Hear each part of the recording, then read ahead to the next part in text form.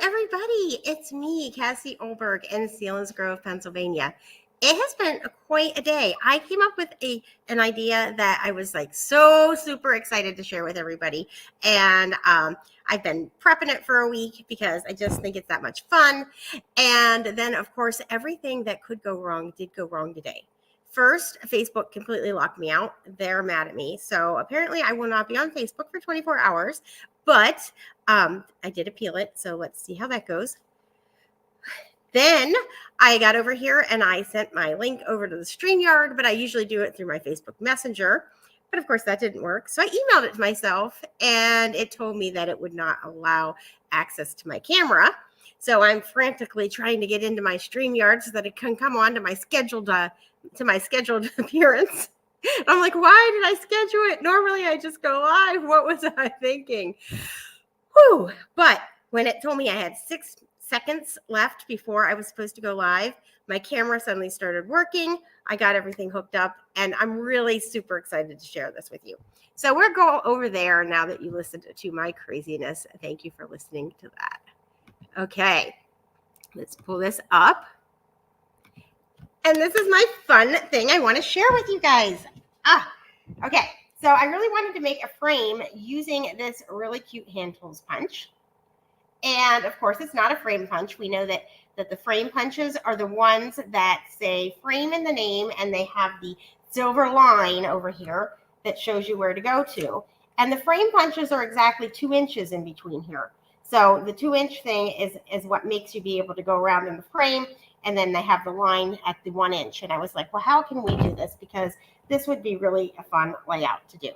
So I played around and I did the, Cassie math. I know that not everybody likes the math, but I do.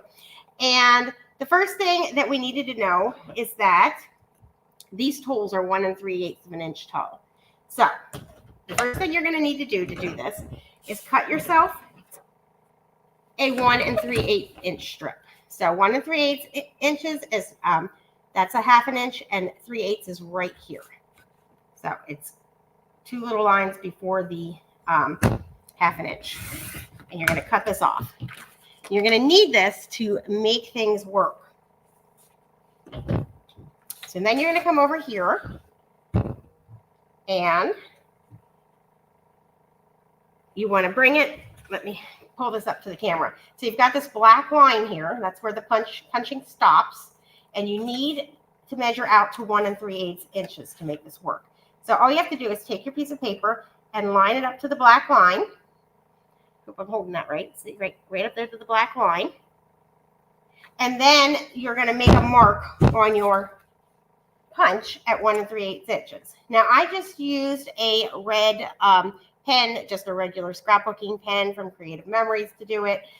If you want to use something that's a fine tip because you don't want it to go past the 1 3/8, that's going to set you up for your best success. So that's step 1.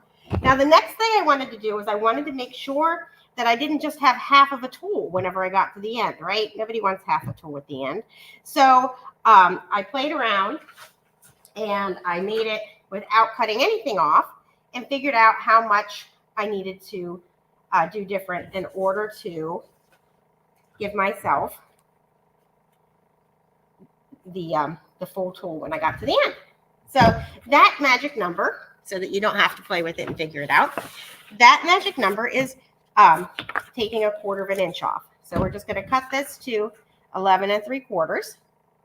Now, the reason that I don't just cut 1/4 inch off is that I don't know if you know this, but all paper is allowed to have a slight variance in its size. So just in case it happens to be off by a 1/16 of an inch or some little tiny minuscule amount, I want this to be exactly 11 3/4 by 11 3/4. So I'm just going to go ahead and measure that and cut that off. Okay, so now we have our perfect 11 3/4 by 11 3/4 piece of cardstock. And now I need my tools punch. I'm going to move this because I do not want my little pieces that I punch to get stuck to my silicone mat. So then you're going to just bring this over, and the first thing you want to do is go over to this line that we measured, right?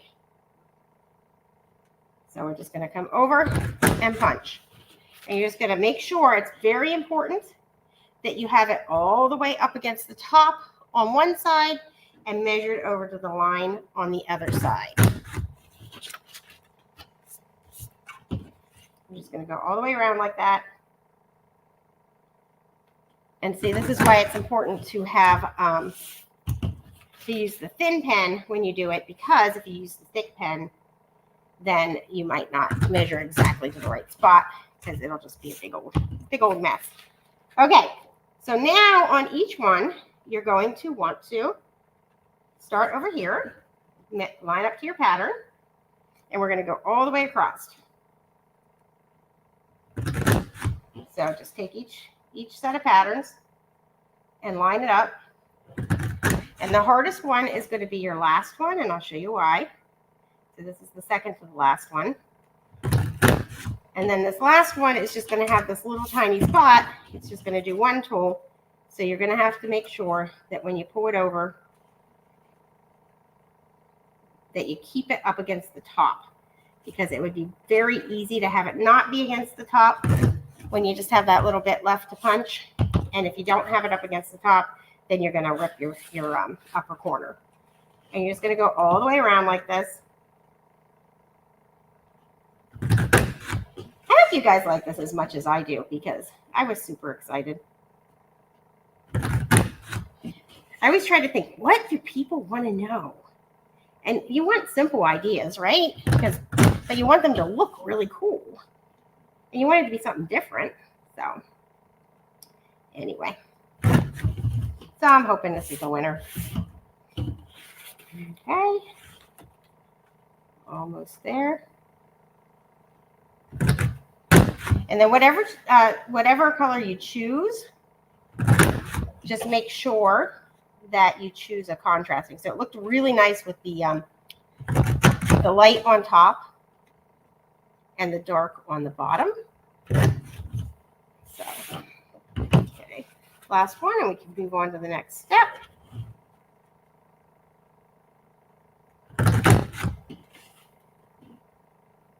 It is a heat wave, isn't it? Oh my goodness. I went to get on Zoom and it was telling me it's a heat wave. And I was like, I know.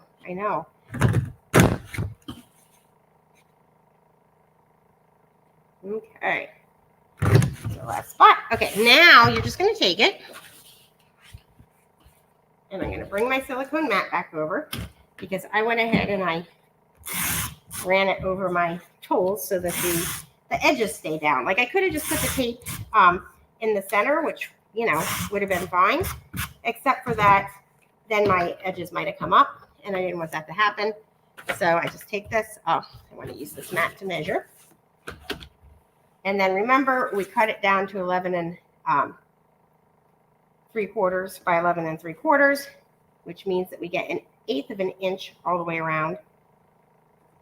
Super fun, super simple. And then I just matted 2 pictures. This is us at the escape room. We did that a lot leading up to my baby girl moving overseas. And so I just took some of those because they went along with my theme here, and I matted them. And then I wrote in here, I could add some stickers if I want, but I think this page just turned out pretty spiffy just like that. So I hope that you found this quick and fun, and that you try it yourself. So have a great day, and thanks so much for joining me.